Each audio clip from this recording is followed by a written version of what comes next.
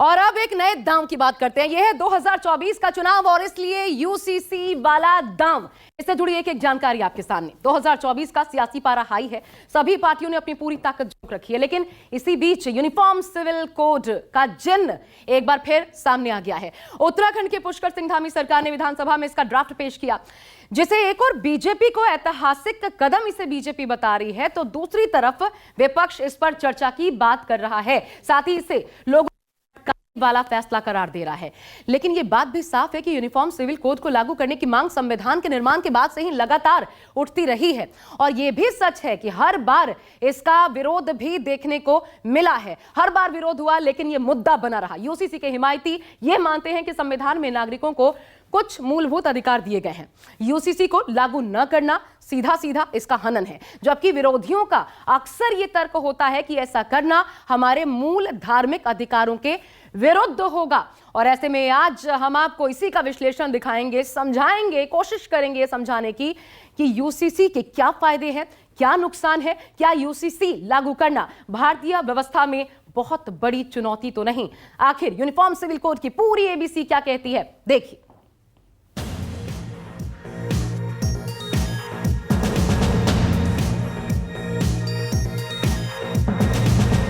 माननीय अध्यक्ष जी, मैं आपकी अनुज्ञा से समान नागरिक संहिता उत्तराखंड विधेयक 2024 को प्रस्तावित करने हेतु सदन की अनुज्ञा चाहता हूँ।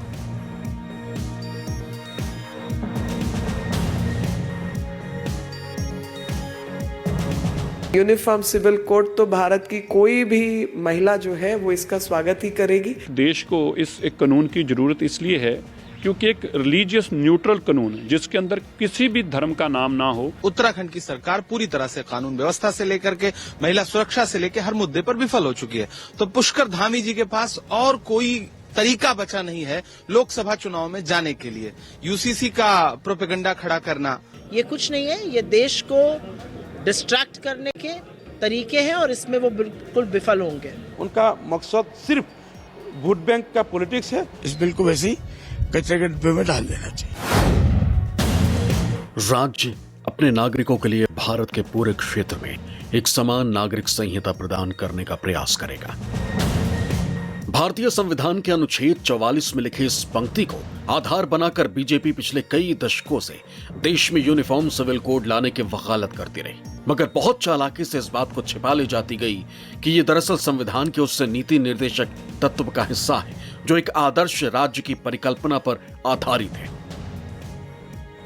बहरहाल, ऐसे वक्त में जब देश के चौहद्दियों पर 2024 के चुनावों की दस्तक हो चुकी है, बीजेपी अपने बुनियादी एजेंडा राम मंदिर और धारा 370 के बाद एक कदम और आगे बढ़ा दिया।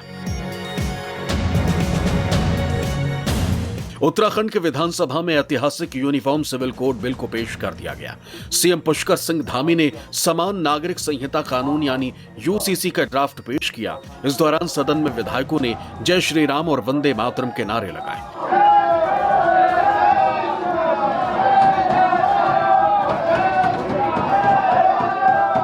धामी ने कहा कि इस बिल में सभी धर्मों और सभी वर्गों का ध्यान रखा गया है।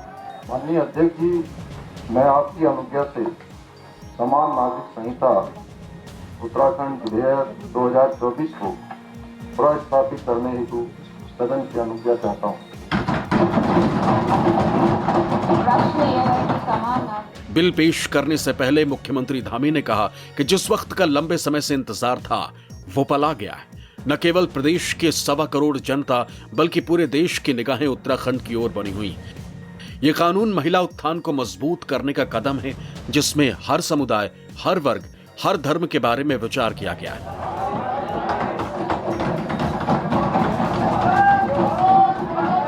वहीं सदन में विपक्ष ने इस बिल को लेकर जोरदार हंगामा किया। विपक्ष का कहना था कि पहले बिल को लेकर चर्चा की जानी चाहिए, लेकिन धामी सरकार ऐसा नहीं कर रही।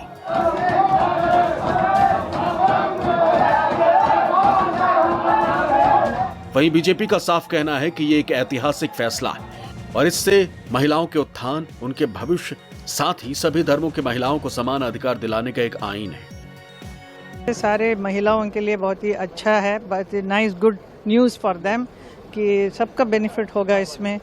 सब वर्ग के महिलाएं, not only Hindu, Muslim, Sikh, ईसाई, all kind of women will be benefited. देश को इस एक कानून की जरूरत इसलिए है क्योंकि एक रिलीजियस न्यूट्रल कानून जिसके अंदर किसी भी धर्म का नाम ना हो, एक ऐसा कानून जो किसी के धर्म के साथ छेड़छाड़ ना डायरेक्टली ना इनडायरेक्टली करता हो, एक ऐसा कानून जो नागरिकों को बराबर के अधिकार देता हो, किसी के कम ना होते हो, किसी के ज़्यादा ना होते हो, चाहे कोई माइनॉरिटी में हो चाहे कोई मेजॉरिटी में, उसके अधिकार बराबर हों। यूनिफॉर्म सिविल कोड तो भारत की कोई भी महिला जो है वो इसका स्वागत ही करेगी। साधारण सी बात है कि विभिन्न नियमों कानूनों में महिलाओं के अधिकारों का ही हनन हुआ, तो इसलिए जो भी नियम लिया गया है और यूनिफॉर्म सिविल कोड की बात देश में लागू होने की बात है, तो ये तो संवैधानिक एक ड्यूटी, मैं कहूंगी कर्तव्य था।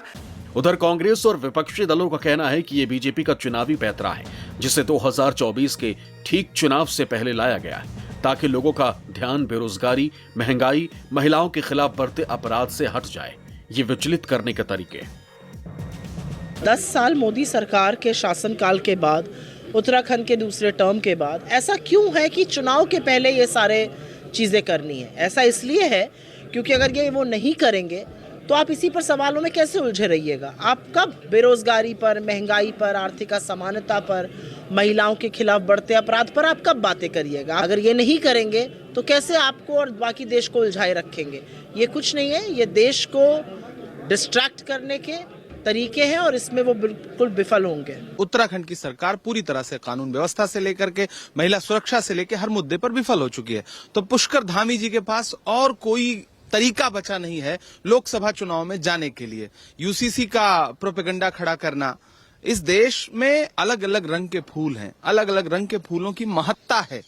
आप पूरे देश को एक रंग में रंग देना चाहते हैं, ये कहीं से भी भारत जैसे विविधता वाले देश के लिए अच्छा नहीं है। उन्होंने बहुत चतुराई से अपना भाजपा के अंदर स्थान बनाने के लिए इस यूसीसी का उपयोग किया है। इस टोकनिज्म के जरिए आपने ये ऐसा करने दे करके उत्तराखंड को एक गलत परंपरा डाल दी है। अब दूसरे राज्य भी इसी तरीके से कॉमन सिविल कोड के नाम पर अपना कानून बनाने की कोशिश करेंगे और इस कोशिश के अंदर वो दूसरे समुदायों के वैयक्तिक परंपराओं और संस्कारों आदि में जो है दखल कर सकते हैं, एक अपना वोट बैंक ठीक करने के लिए।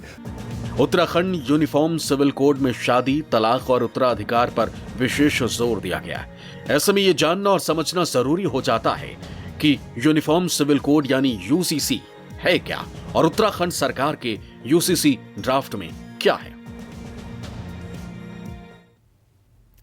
इसके पीछे का एक इतिहास भी जानिए। साल 1949 की बात है, संविधान सभा की बैठक चल रही थी। यूनिफॉर्म सिविल कोड पर गर्मा गर्म बहस जारी थी। कई नेता इसके पक्ष में थे जबकि कई विरोध में तर्क दे रहे थे। तब प्रारूप समिति के अध्यक्ष बाबा साहब अंबेडकर, भीमराव अंबेडकर ने कहा कि किसी को नहीं मानना चाहिए कि अगर राज्य के पास शक्ति है तो वो इसे तुरंत ही लागू कर देगा।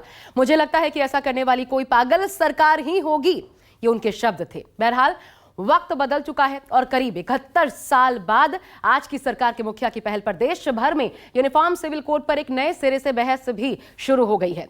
उत्तराखंड सरकार ने विधानसभा में यूसीसी बिल पेश कर दिया है और इसको लेकर देश में सियासत गर्मा गई है। ऐसे में पुष्कर सिंह धामी सरकार के इस यूसीसी ड्राफ्ट में क्या है, क्या बदलाव की ओर ये इशारा करता है, सिविल लॉ में किस प्रकार के बदलाव होंगे, वो जानने से पहले आपको ये जानना जरूरी है कि आखिर ये यूनिफॉर्म सिविल कोड है क्या। आइए इसके मायने भी आपको समझाते हैं। दरअसल यूसीसी क्या है, देखिए। यूसीसी भारत के हर नागरिक के लिए समान कानून की बात करता है। यूनिफॉर्म सिविल कोड मतलब है कि भारत में रहने वाले हर नागरिक के लिए एक ही कानून होगा, क्योंकि आईपीसी तो है ही, लेकिन जब कुछ एक खास मामलों को पकड़ा जाए जैसे शादी, ब्याह या बच्चा गोद लेना, ये या फिर पैतृक संपत्ति, उससे जुड़े हुए मसले, तो ये यूसीसी के अंडर आते हैं। हर मजहब के लिए एक जैसा कानून अब इसके हिसाब से हो जाएगा, चाहे वो किसी भी धर्म या जाति का क्यों ना हो। यानी हर धर्म, हर जाति, लिंग के लिए एक जैसे कानून की बात करता है यूसीसी। इसके अलावा आपको बता दें, विवाह, तलाक, बच्चा गोद लेना और संपत्ति के बंटवारे में एक नियम यूसीसी के लागू होने से शुरू हो जाएगा। आपको बता दें कि अगर सिविल कोड लागू होता है तो विवाह, तलाक, ये सारी चीजें जो है जिस पर कई बार कई बार बहस होती है, चाहे वो एक के बाद एक कई शादियां जो मुस्लिम समुदाय में देखने को मिलती हैं उस पर महिलाओं को इफेक्ट पड़ता है। कई बार इसको लेकर के बातचीत हुई है, विरोध भी महिलाओं का देखने को मिलता है जो अल्पसंख्यक समुदाय से आती हैं। तो ये तमाम चीजें इसके अंडर कवर होंगी। आपको बता दें, एकमात्र देश में कोई एक राज्य है तो वो गोवा है, जहां पर यूसीसी फिलहाल लागू है। लेकिन अब चलिए आपको हम ये समझाते हैं कि उत्तराखंड सरकार के ये जो यूसीसी ड्राफ्ट है इसमें क्या कुछ शामिल किया गया है।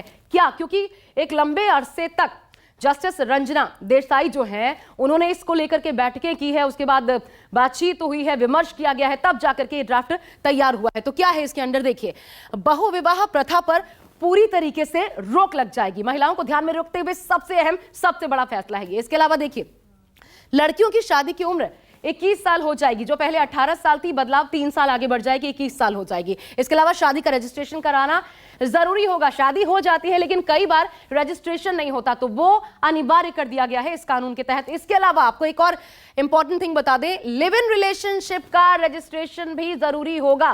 कोर्ट की तरफ से मान्यता जरूर है, लेकिन इसके बावजूद अगर कोई जोड़ा रहता है लिव इन रिलेशनशिप में तो उसका भी रजिस्ट्रेशन करवाना होगा। इसके अलावा यूसीसी ये भी कहता है कि मुस्लिम महिलाओं को गोद लेने का अधिकार मिल जाएगा। साथ ही आपको बता दें, एक और बड़ा फैसला इसके तहत यूसीसी के अंडर आता है, लड़कियों को पैतृक संपत्ति में बराबरी का हक मिलेगा। बेटा बेटी दोनों को बराबरी का हक मिल जाएगा। साथ ही पति पत्नी की बात करें तो दोनों के लिए तलाक की एक ही प्रक्रिया होगी। पहले डिवोर्स देना होगा, तभी दूसरी शादी जो होगी वो मान्य होगी, जो अल्पसंख्यक समुदाय में नहीं थी।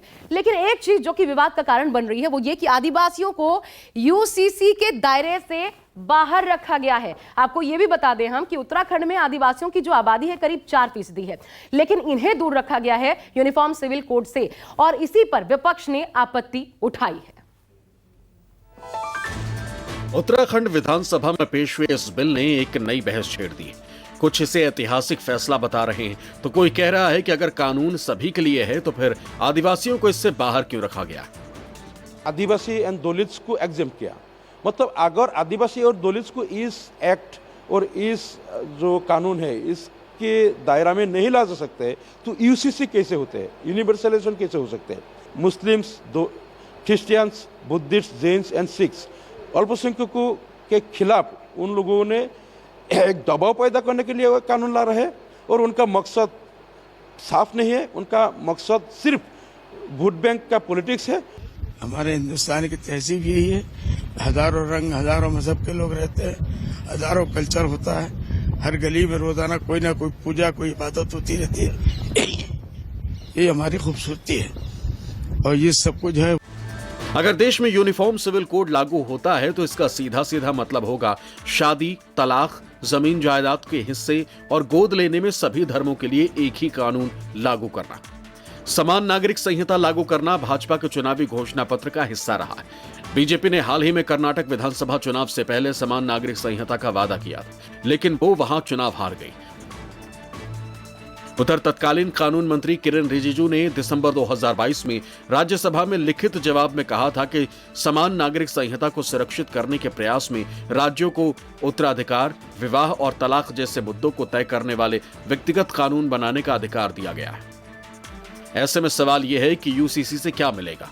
तो अगर समान नागरिक संहिता लागू होती है तो फिर पति पत्नी को तलाक को लेकर एक समान अधिकार मिलेगा। पति पत्नी के जीवित रहते दूसरी शादी नहीं कर सकते। साथ ही संपत्ति में लड़की लड़कों को बराबर का अधिकार मिलेगा। साथ ही लिव इन रिलेशनशिप का डिक्लेरेशन जरूरी हो जाएगा। राजनीतिक पंडितों का मानना है कि 2024 के लिए यह बीजेपी का मास्टर स्ट्रोक है, क्योंकि इसके दम पर वो लोकसभा में 400 सीटों के आंकड़ों को पार करने की कोशिश में लगी। बीजेपी जानती है कि अगर आधी आबादी को साध लिया तो फिर सत्ता के सिंहासन पर बैठने से उसे कोई नहीं रोक सकता। यही वजह है कि बीजेपी कई राज्यों में अब यूसीसी लागू करने के मिशन पर काम कर रही है, जहां उसकी सरकार है। आखिर कौन कौन से हैं वो राज्य, चलिए आपको बताते हैं। सबसे पहले नाम आता है उत्तराखंड का, जहां पुष्कर सिंह धामी ने यूसीसी बिल पेश कर दिया है और बहुमत बीजेपी के पास है तो यह पास भी हो जाएगा। दूसरा राज्य आता है उत्तर प्रदेश, जहां यूसीसी को लागू करने के संकेत मिलने शुरू हो गए। तीसरा राज्य है मध्य प्रदेश, वहां भी लागू करने के संकेत मिल चुके। असम में भी इसे लागू करने पर विचार किया जा रहा है। गुजरात में तो बाकायदा कमेटी का गठन भी किया जा चुका है। वहीं गोवा में आजादी से पहले से ही यह कानून लागू है। तो उत्तराखंड सरकार ने कदम बढ़ा दिए, लेकिन जब सदन में प्रधानमंत्री कहते हैं कि तीसरा टर्म बड़े फैसले लेने वाला टर्म साबित तो होगा, जब बहुत बड़े मार्जिन से एनडीए आएगी, तो क्या वो भी यूसीसी की ओर ही इशारा करते हैं? और इसलिए भी यूसीसी के इस प्रावधान को जो उत्तराखंड सरकार लाई है उसको बहस में भरपूर समर्थन मिल रहा है। एक छोटा सा ब्रेक हम ले रहे हैं, आप देखते रहिए न्यूज़ 24।